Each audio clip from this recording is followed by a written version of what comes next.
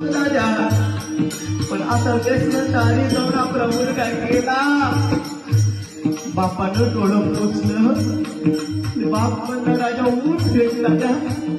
आणि म्हातारपणी मला अंधपणा येईल आणि म्हातारपणी अंधपणा आला तर मला काठीचा आधार म्हणून तुझा आसरा घ्यायचा रे दादा उठ. पण पोरग उठायला गेलं होतं.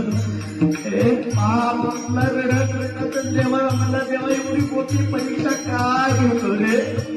सांगू का बाबा देखत ना आई देखत मुलगा आपला गेलं तर ते दुःख होत ना. अरे दुःख डोंगर कोसळण्या एवढं दुःख असतं. बाप रडायला लागला रडायला बाप म्हणायला